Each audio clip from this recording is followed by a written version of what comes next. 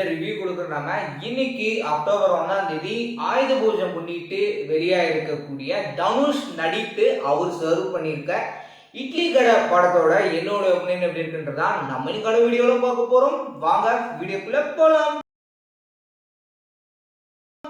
பாட்டி வந்துட்டு இட்லி சாப்பிட்டுட்டு, அதாவது அவங்க செய்யக்கூடிய இட்லியை வந்துட்டு நம்ம ராஜ்கிரண் சாப்பிடாருங்க.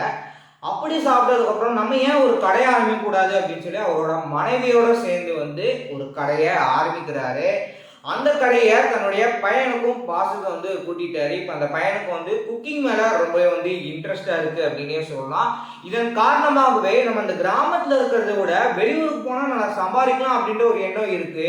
வெளியூருக்கு மட்டும் போகாம வெளிநாட்டுக்கும் போயிடாரு. அங்க போனதுக்கு அப்புறம் பணக்கார ஒரு பெண்ணை வந்துட்டு திருமணம் பண்ணிக்கலாம் அப்படின்ற லெவலுக்கு வந்துட்டாரு.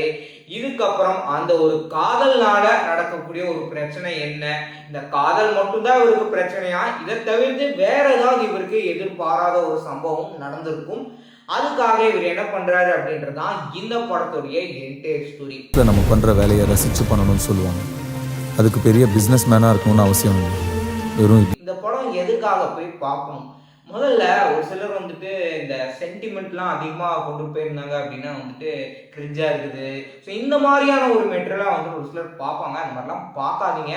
ஏன் அந்த படம் அப்படின்னு சொல்கிறேன்னா, இந்த படத்தை வந்து மெயினாக வந்துட்டு இப்போ இருக்கக்கூடிய ஜென்ரேஷனும் சரி, இல்லை முந்தைய ஜென்ரேஷனும் பேரண்ட்ஸ்க்கு வந்துட்டு அந்த அளவுக்கு ஒரு ரெஸ்பெக்டே கொடுக்கறது இல்லை.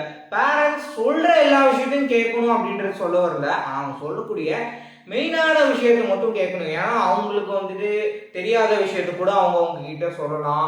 இது உங்களுக்கு பெஸ்ட்டுன்னு தோணும். ஸோ நீங்கள் நல்லா சிந்திச்சுட்டு செய்யக்கூடிய ஒரு விஷயம் அப்படின்னு சொல்லலாம். பேரண்ட்ஸ் இன்னைக்கும் அவங்க என்ன சொல்கிறாங்களோ அதுக்கு அந்த மாதிரி அவங்கள ரெஸ்பெக்ட் பண்ணணும் அப்படின்றத இந்த படம் மூலயமா ரொம்பவே அவ்வளோ நல்ல கருத்துல ஒரு படமா வந்து தனுஷ் பிரசன்ட் பண்ணியிருக்காரு. என்ன வேணாலும் செய்யலாம், ஆனால் கை பக்குவம் வரணும்ல. டைரக்ஷன் வைஸ் எடுத்துட்டீங்கன்னா நல்லா எல்லாத்துலேயும் ஒர்க் வாங்கி இருக்காரு அப்படின்னு சொல்லி ஏற்கனவே சொல்லியிருந்தாங்க பல பேர். அதாவது ஆர்டிஸ்ட் நடிச்சவங்க சமுத்திரனி ஆகட்டும், பார்த்திபன் ஆகட்டும், எல்லாருமே சொல்றாங்க. அதுக்கு தகுந்த மாதிரியே இந்த படத்துல அவரோட ஒர்க் பெர்ஃபெக்டா டைரக்ஷன் பண்ணியிருக்காரு. ஆக்டிங் வைஸ் எடுத்துட்டீங்கன்னா வழக்கமா அவரோட படங்களை எந்த அளவுக்கு ஆக்ட் பண்ணவரோ அதே மாதிரியே பெர்ஃபெக்டா பண்ணியிருக்காங்க. திருச்சிற்றம்பலம், தலைவன் தலைவி இந்த படங்களை எப்படி நித்யா மேனனோட கேரக்டர் எழுதியிருந்தாங்களோ அதே மாதிரியே லைட்டா இந்த படத்தையும் எழுதியிருந்தாங்க. நித்யா மேனன் அவங்களுடைய பெர்ஃபார்மன்ஸ் அந்த படங்களை நடிச்ச மாதிரியே இந்த படத்தையும் நல்லாவே எஃபெக்டிவா வந்து ஆக்ட் பண்ணியிருக்காங்க. தனுஷ் அண்ட் நித்யா மேனன் ரெண்டு பேர்த்தோட அந்த ஒரு காம்பினேஷன் ரொம்பவே நல்லா ஒர்க் ஆயிருந்தது. தனுஷ்க்கும் நித்யா மேனனுக்கு மட்டும் கிடையாது, இன்னொரு பக்கம் பாண்டி அப்படின்னு சொல்லிட்டு அவங்க ஒரு நடிகையை நடிச்சிருக்காங்க. ஸோ அவங்களோட அந்த ஒரு காம்பினேஷனும் ரொம்பவே நல்லா இருக்குன்னே சொல்லலாம். அருண்விஜோட கேரக்டர் எந்த அளவுக்கு கொடுத்துருக்காங்க, ஏற்கனவே நம்ம ட்ரெய்லர்ல எந்த அளவுக்கு கொடுக்க போறாங்க அப்படின்னு ஒரு எதிர்பார்ப்பை கூட்டியிருக்காங்க அப்படின்னு சொல்லியிருந்தோம். இவரு மாசா இறங்கக்கூடிய அந்த ஒரு சீன் ஆகட்டும், இல்ல கிளைமேக்ஸ்ல எதிர்பாராமல் நடந்த சம்பவம் அக்செப்டே பண்ண முடியல அப்படின்னா இல்ல, கண்டிப்பா வந்து 100% சாட்டிஸ்ஃபைடான ஒரு கேரக்டரை தான் வந்துட்டு அருண் விஜய் கொடுத்துருந்தாங்க. சத்யராஜ் ஒரு பக்கம் ஒரு அப்பா ஸ்தானத்துல என்ன பண்ணணுமோ அதை வந்துட்டு தன் மகனுக்காக வந்து இறங்கி பண்றாரு. அண்ட் கிளைமேக்ஸ்ல அவர் பண்ணக்கூடிய அந்த ஒரு சம்பவம் வேற லெவல்ல கொடுத்திருந்தாங்க. ப்ராஃபிட் இன்க்ரீஸ் ஆயிருக்கு. சூப்பர்யா. ஜிவி பிரகாஷ் அண்ட் தனுஷ் எந்த அளவுக்கு ஃப்ரெண்ட்ஸ் அப்படின்னு சொல்லி உங்களுக்கே தெரிஞ்சிருக்கும்.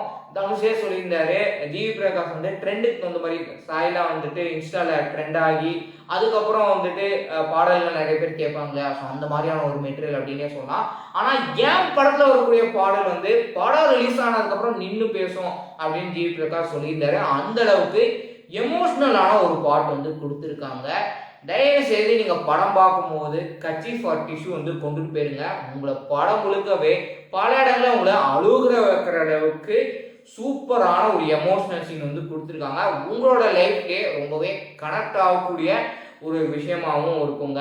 சம்சரின் கிட்ட வந்து பரோட்டா கேடு, இட்லி வந்து உடம்புக்கு நல்லதுன்னு நித்யமன் சொல்றதாகட்டும், இல்ல தனுஷ் பண்றக்கூடிய செயல்கள் வந்துட்டு பிடிக்காம அவங்க கோபத்துல பாத்திரத்தையும் அங்க இருக்க பொருளை வந்து தூக்கி போட விடையிறதுன்னு இதுல காமெடி போர்ஷன் வந்துட்டு நல்லாவே வந்து ஒர்க் ஆயிருந்தது. அது போக சந்திரனி பண்றக்கூடிய செயலும் வந்து நல்லா ஃபன்னா வந்து கொண்டுட்டு போயிருந்தாங்க. பொண்ணு பார்க்க வரக்கூடிய ஒரு போர்ஷன்லாம் இருக்கும், அதுதான் ஃபன்னா இருந்ததுங்க. இந்த படத்துடைய சினிமோட்டோகிராஃபி கிராமத்தை எந்த அளவுக்கு விஷுவலி பக்காவாக காமிக்கணுமோ அந்த அளவுக்கு சூப்பராக காமிச்சிருந்தாங்க. அந்த ஹோல் இந்த படம் எப்படி இருக்கு அப்படின்னு எடுத்துக்கிட்டீங்கன்னா, இந்த வீக்கெண்ட் நீங்கள் ஒரு நல்ல ஒரு ஃபேமிலி என்டர்டெயின்மெண்ட் மூவி, அதுவும் நல்ல ஒரு எமோஷனலோட ஒரு கருத்துள்ள படம் பார்க்கணும் அப்படின்னு நினச்சிங்கன்னா தாராளமாக இந்த படத்தை போய் நீங்கள் போய் பாருங்க. கண்டிப்பாக இது வந்து ஒரு எல்லாத்துக்கும் சென்றக்கூடிய ஒரு மெசேஜ் தான்.